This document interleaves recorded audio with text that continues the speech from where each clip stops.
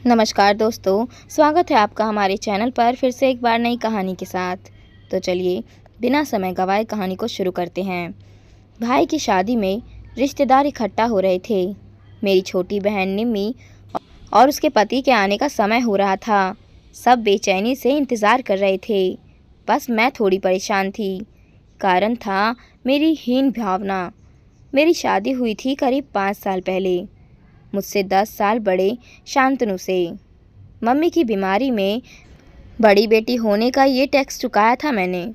BA करते ही जो पहला रिश्ता मिला, आनन फानन में शादी तय कर दी गई, या कहें निपटा दी गई। मेरा और शांतनु का कोई जोड़ नहीं था। मैं मचलती हुई लहर सी, अल्हड़, और वो ऐसा शांत समंदर जिसमें मिलकर लहर मचलना और टहलना भूल जाती है। उम्र का अंतर, स्वभाव का अंतर। मैं एक नृत्यांगना थिरकती हुई, सुर लय ताल में डूबी, और शांतनु हिंदी के प्रोफेसर, पता नहीं कौन सी दुनिया में खोए रहने वाले। ऐसा नहीं था कि मुझे कोई तकलीफ थी, बस जैसा जीवन साथी सोचा था वो नहीं मिला। गृहस्थी स्वीकार कर ली थी, एक पुत्र की माँ हो चुकी थी, लेकिन शांतनु से दिल न लगा था, ना शायद कभी लगेगा। और इसी दूरी को बढ़ाने आ गया था मेरी छोटी बहन निम्मी का पति समीर, बेहद हंसमुख और गुनगुनाता हुआ। मुश्किल से 2 सालों का अंतर था पति पत्नी में। कल छोटे भाई की सगाई है, सारे रिश्तेदार इकट्ठा होंगे और मेरी हीन भावना मुझे फिर बौना कर देगी। दीदी कितनी पतली हो गई हो, जीजा जी कहाँ हैं, किट्टू कहाँ है। निम्मी 6 महीने की बिटिया को गोद में लिए थी, आते ही लिपट गई। उसके पीछे पीछे समीर आ रहा था, हंसता गुनगुनाता। मैंने कहा, अब तुम आ गए हो, अब रौनक होगी। शाम को सब बैठे हंसी मजाक कर रहे थे। जहां समीर की हाजिर जवाबी और चुटकुले माहौल को उमंग से भर रहे थे, वहीं मेरे पति एक नपी तुली मुस्कुराहट फेंक कर किट्टू के साथ खेलने में व्यस्त थे। हद कर देते हैं ये भी। स्वाति दीदी, एक डांस हो जाए। मेरे भाई ने मुझे खींचा। शांतनु को भी बुलाने लगा। उन्होंने दूर से ही हाथ जोड़कर मना कर दिया। कुछ लोगों की फुसफुसाहट मेरा कान घिन कर गई। स्वाति के पति बहुत मनघुने टाइप के लगते हैं। मैं पलटने ही वाली थी कि समीर ने हाथ पकड़कर रोक लिया। मैं हूं ना आपका डांस पार्टनर। उस दिन मैं इतना खुलकर नाची। हालांकि निम्मी की किस्मत से थोड़ी ईर्ष्या भी हुई। सबके बहुत कहने पर शांतनु गाना गाने के लिए तैयार हुए। मेरी तो हालत ही ख़राब थी। आज तो नाक कटकर ही रहेगी। जो इंसान कभी गुनगुनाता नहीं, वो इतने लोगों के बीच क्या गाएगा। लेकिन मैं हस्तप्रभा रह गई जब उन्होंने गाना शुरू किया।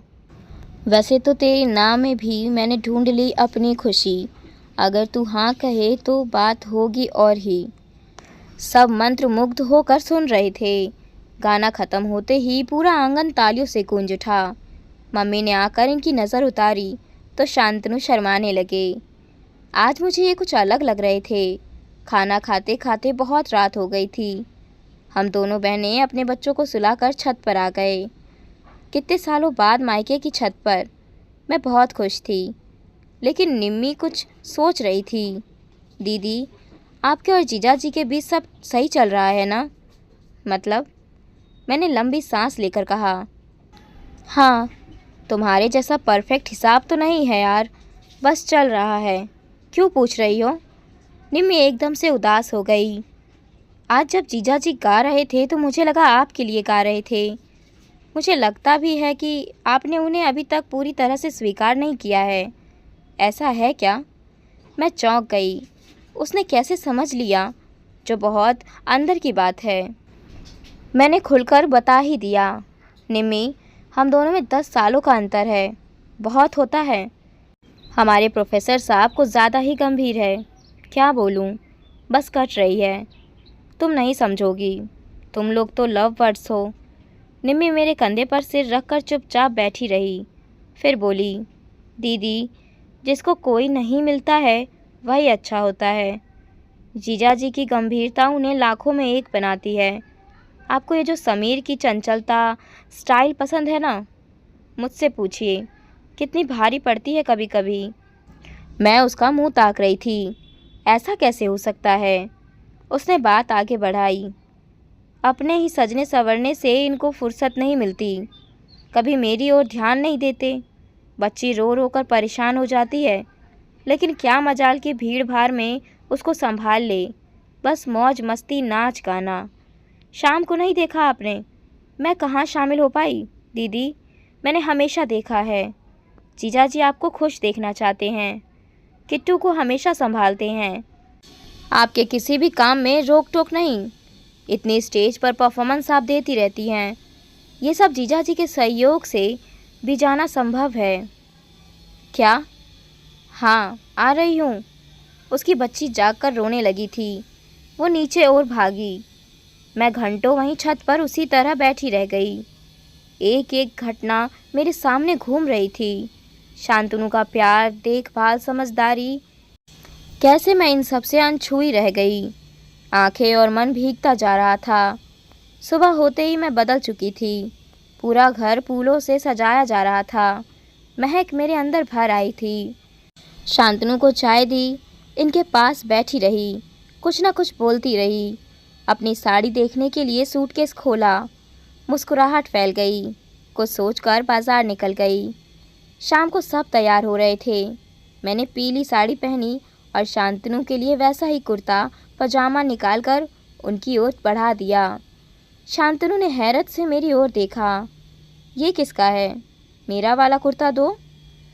मैंने शर्माते हुए कहा, आपका ही है। हम दोनों मैचिंग पहनेंगे। शांतनु एक टक मेरी ओर देखते हुए बोले, आज कुछ अलग लग रही हो। क्या बात है? मैंने बाहर झांक कर देखा, कोई नहीं था। इनके पास आकर कंधे पर सिर टिका दिया। आप कल कह रहे थे ना, अगर मैं हाँ कहूँ तो बात होगी कुछ और भी। बस वही बात है। शांतनु और मैं साथ भी थे, पास भी थे। बिजली की लड़ियाँ जगमगा रही थी। सब कुछ रोशन था, घर भी, दिल भी।